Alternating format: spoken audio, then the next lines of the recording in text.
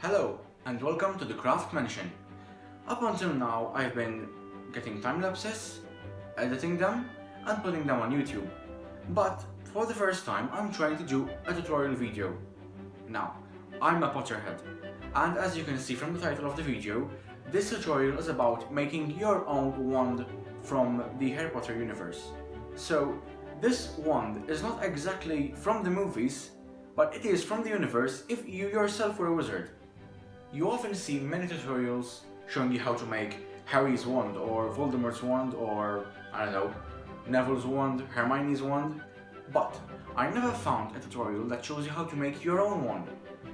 Now I'm not saying a wand, anyone you want to make. You grab a chopstick, you add some hot glue, and that's it. No, I'm saying your wand from the Pottermore site. I will go through the steps in the video and I will show you how I made my wand. This project is quite simple. All you need is some fiberboard, which is basically compressed cardboard, something to cut it with, some wood glue to stick pieces together and to seal it all up, some paints, I will guide you through what paints to use and everything, and then you need basic stuff like pencils, rulers, paintbrushes and all that sort of stuff. Now, as you have probably noticed, my English is not that perfect. It is not my native language, so I may make some mistakes here and there. As I've mentioned before, this is my first tutorial video, so I'm very sorry if my voice is kinda boring and you feel like you're getting kissed by the mentor. I'm sorry. I will do more tutorial videos in the future and hopefully they will be better. Without further ado, let's jump into the intro and we can start our tutorial. Accio intro!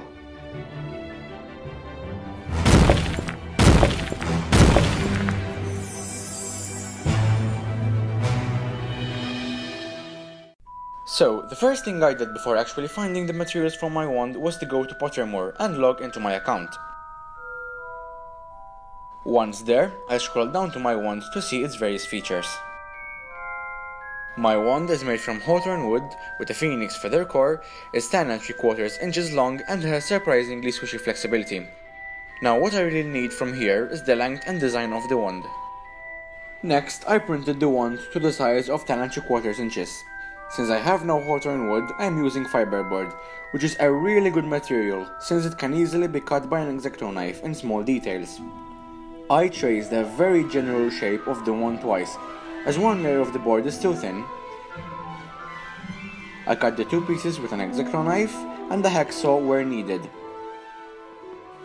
I put wood glue to one piece and tried to spread it out evenly. Then, I clamped the two pieces together. By using pieces of scrap wood, you can put as much pressure as you want on the bits you're trying to glue, without actually damaging them. I would recommend leaving the pieces clamped together for 24 hours, before you start working on the carvings. I traced the wand's shape and started carving out all the space I didn't need. You don't have to follow my technique if you want, but I found it much easier to carve out a wand-shaped prism and worry about the thickness of different parts later. This way, I made sure to keep the original picture without cutting off too much or too little of the board. I could have used a dowel or a chopstick and build on that, but my wand is not straight, so I opted for the carving out method. I will probably use the chopstick method in the future if I make wands from the movies, since most of them are already straight. Now that the top view is carved out, it's time to measure out the wand's various thicknesses. I took a rough idea by using the thickness of the printout and bending it to a straight line, since the side view of the wand is straight.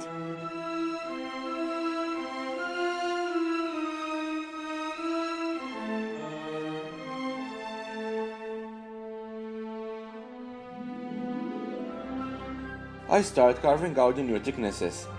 This was a lot easier to carve than the front view, as the board layers are in the same direction as my knife.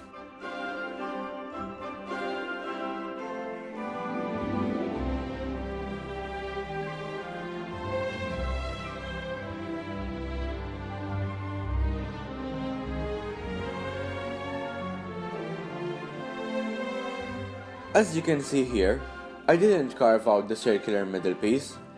To not cut too much of the centerpiece away, I cut small beveled sections until I reach my desired thicknesses.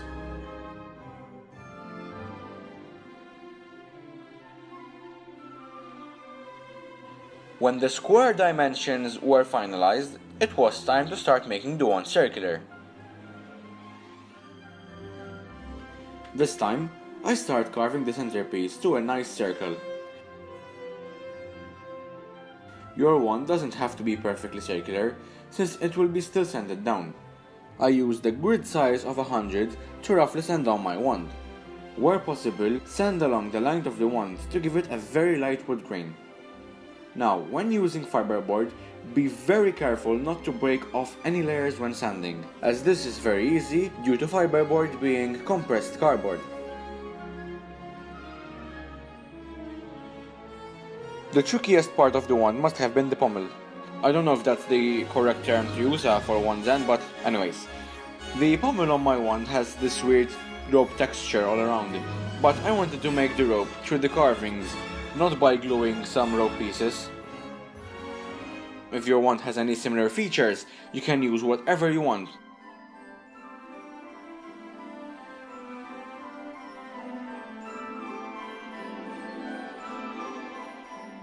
And this is the final rope design.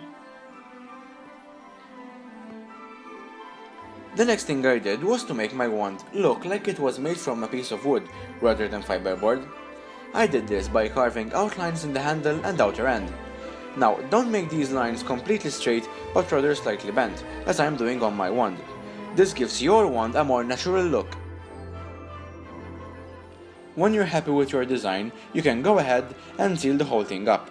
I would recommend using Mod Podge, but if you don't have that type of sealer, just mix equal parts wood glue and water and go over the whole thing.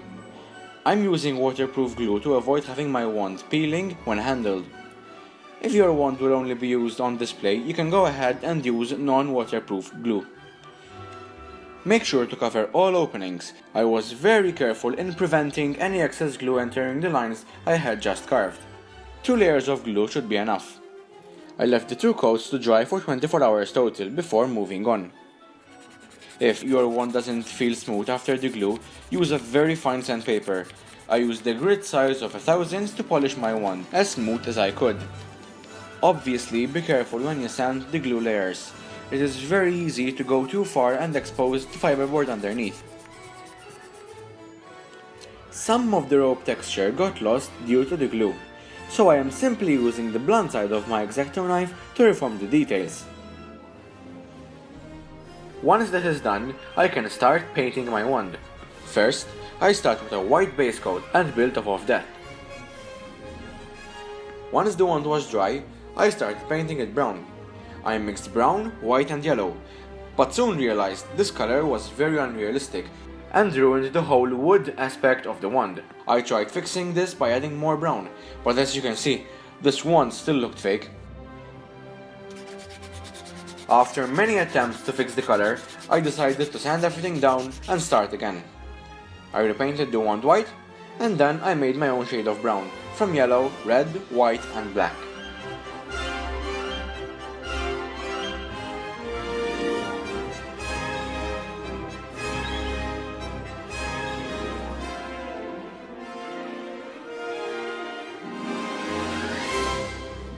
Next, I started adding coats of dry brushed paint. This technique is very useful when you want an object to look weathered or used.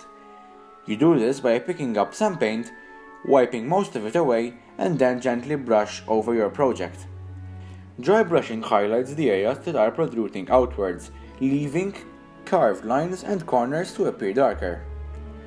I also dry brushed some grey paint to make the wand look more like the one in the picture. I wanted some areas to appear even darker, so I mixed some brown paint with water and then painted over the wand. Then, I quickly wiped out all excess paint with a piece of cloth, leaving the deeper areas, like lines and corners, with the brown paint. This makes them look unclean, making the wand look like it has been regularly used.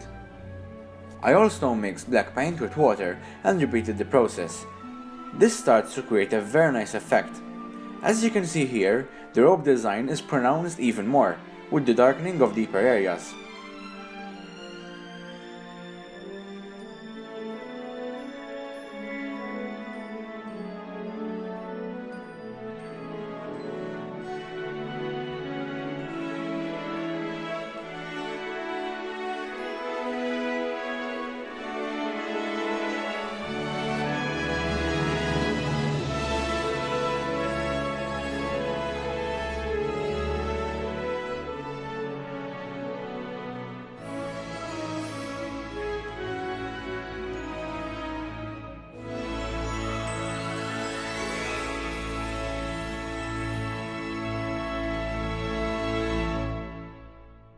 Now that the other layers are dry, it's time to mix some brown and black paint to make the colors of the centerpiece and the ropes.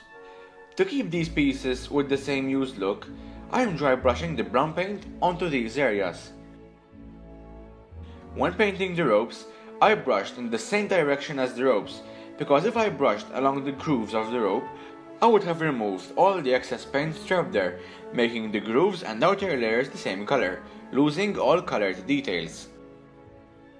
In the printout, the centerpiece is a little bit shiny, so I will apply a layer of varnish to my centerpiece. It is very important to mix varnish well if you haven't used it in a very long time.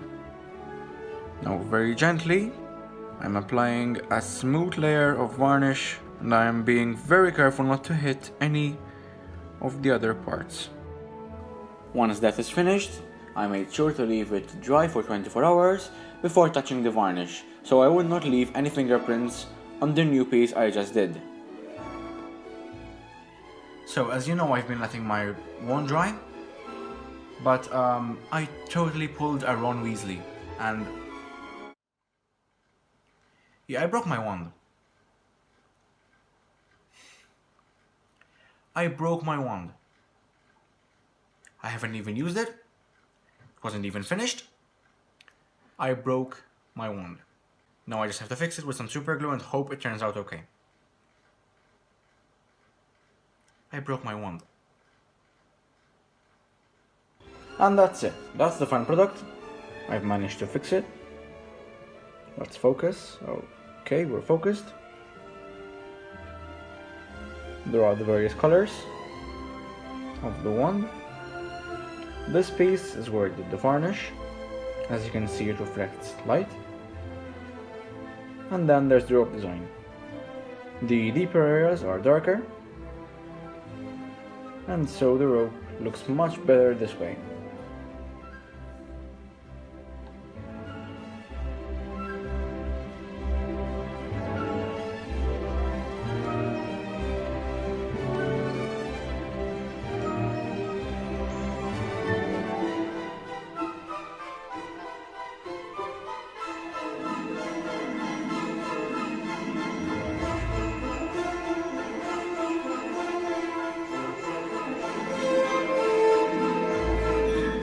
There you have it. It's my first tutorial. I hope you enjoyed it. I hope it's very simple to follow, and I'm on Facebook at the Craft Mansion, and then I also have an Instagram account which is also named the Craft Mansion. I would really appreciate it if you liked my Facebook page and followed my Instagram account. On my Instagram account I am more active. I post more pictures on my story, boomerangs, all that sort of stuff, and you can keep updated on what projects I am doing and what projects will be coming in the future. Of course, I have more videos on my YouTube channel, for example like these two that I got. Yeah, you can choose any one of them, either this one or this one, your choice. Or better yet, you can even subscribe. You know, there's this circle over here. When you click on it, there's this bar. Just click on it and subscribe. Thank you for following my tutorial, and I'll see you guys next time.